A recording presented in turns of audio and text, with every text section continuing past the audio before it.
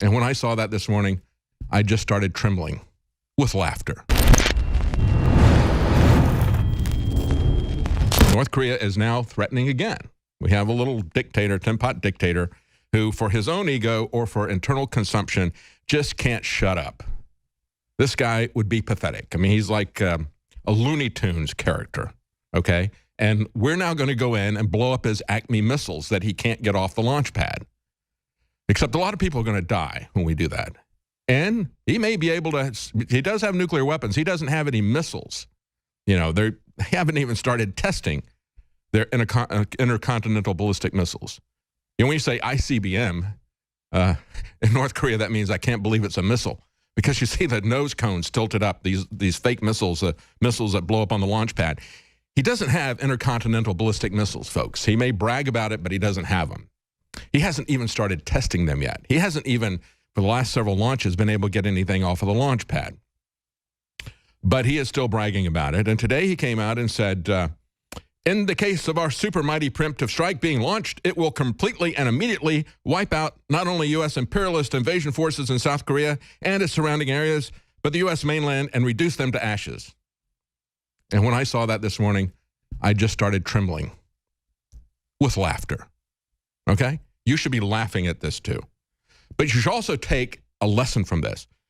Yes, he can be dangerous. Yes, he has weapons. Yes, he has nukes. And maybe he can put them in a submarine and blow them up in a harbor somewhere.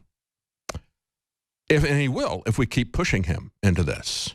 We have to understand that the people who have a bigger stake in this are China and Russia. And today we've got some footage here. Roll this footage, guys.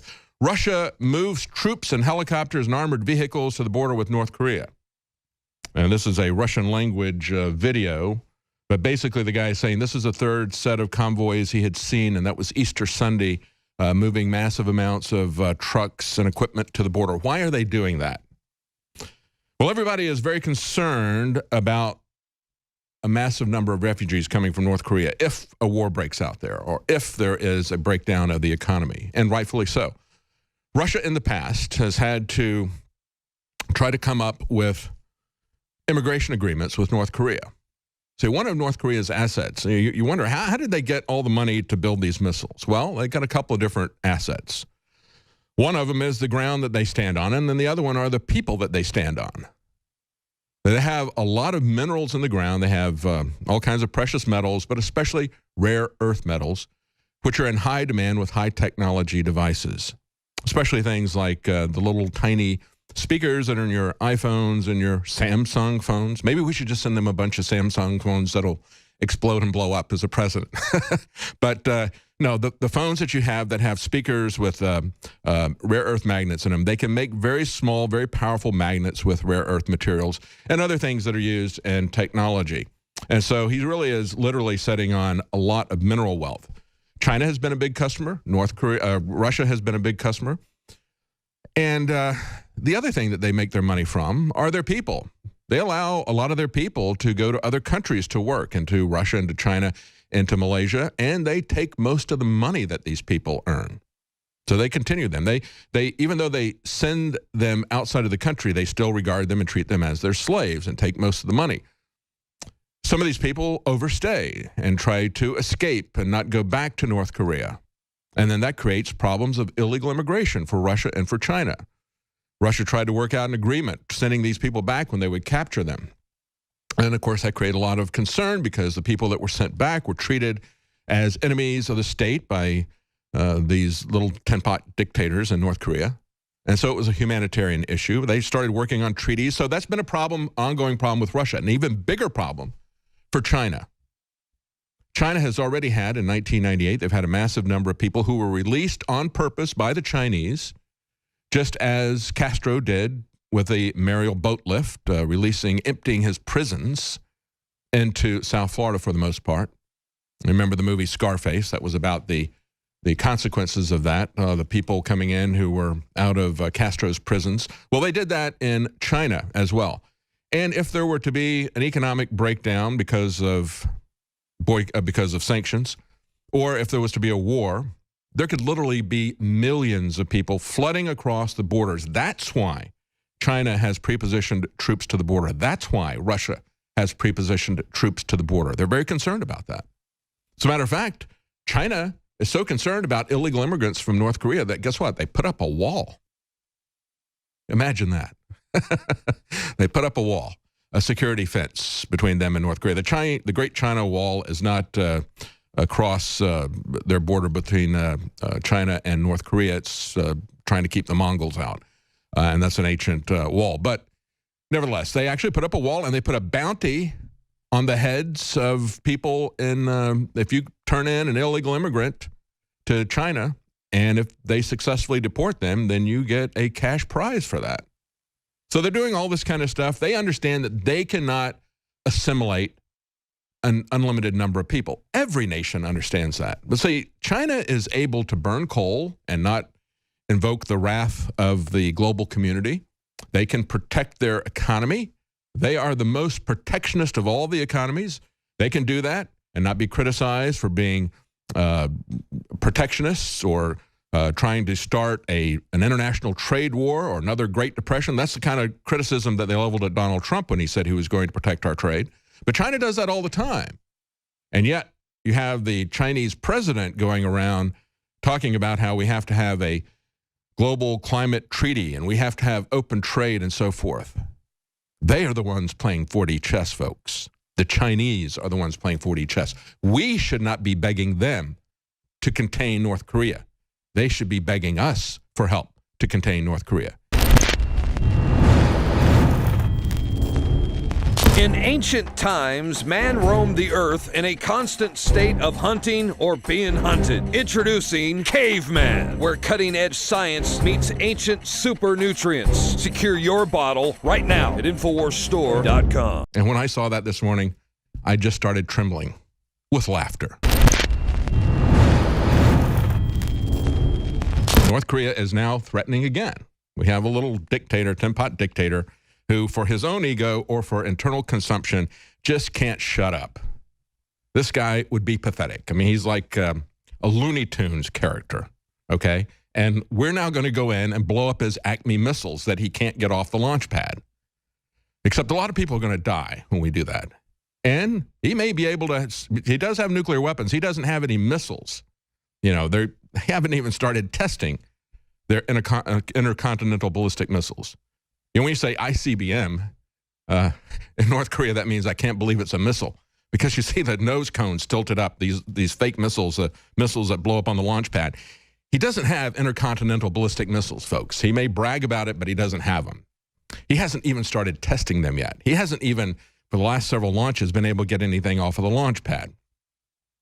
But he is still bragging about it. And today he came out and said, in the case of our super mighty preemptive strike being launched, it will completely and immediately wipe out not only U.S. imperialist invasion forces in South Korea and its surrounding areas, but the U.S. mainland and reduce them to ashes. And when I saw that this morning, I just started trembling with laughter. Okay? You should be laughing at this too. But you should also take a lesson from this. Yes, he can be dangerous. Yes, he has weapons. Yes, he has nukes. And maybe he can put them in a submarine and blow them up in a harbor somewhere. And he will if we keep pushing him into this. We have to understand that the people who have a bigger stake in this are China and Russia. And today we've got some footage here. Roll this footage, guys. Russia moves troops and helicopters and armored vehicles to the border with North Korea. And this is a Russian language video. But basically the guy is saying this is the third set of convoys he had seen, and that was Easter Sunday, moving massive amounts of trucks and equipment to the border. Why are they doing that? Well, everybody is very concerned about a massive number of refugees coming from North Korea if a war breaks out there or if there is a breakdown of the economy, and rightfully so. Russia in the past has had to try to come up with immigration agreements with North Korea. So one of North Korea's assets, you wonder, how did they get all the money to build these missiles? Well, they got a couple of different assets. One of them is the ground that they stand on, and then the other one are the people that they stand on. They have a lot of minerals in the ground. They have all kinds of precious metals, but especially rare earth metals, which are in high demand with high technology devices. especially things like the little tiny speakers that are in your iPhones and your Samsung phones. Maybe we should just send them a bunch of Samsung phones that'll explode and blow up as a present. But no, the phones that you have that have speakers with rare earth magnets in them, they can make very small, very powerful magnets with rare earth materials and other things that are used in technology. And so he really is literally setting on a lot of mineral wealth. China has been a big customer. Russia has been a big customer. And the other thing that they make their money from are their people. They allow a lot of their people to go to other countries to work, into Russia, into China, into Malaysia, and they take most of the money that these people earn. So they continue them. They even though they send them outside of the country, they still regard them and treat them as their slaves and take most of the money. Some of these people overstay and try to escape and not go back to North Korea. And then that creates problems of illegal immigration for Russia and for China. Russia tried to work out an agreement sending these people back when they would capture them. And of course, that created a lot of concern because the people that were sent back were treated as enemies of the state by these little tin-pot dictators in North Korea.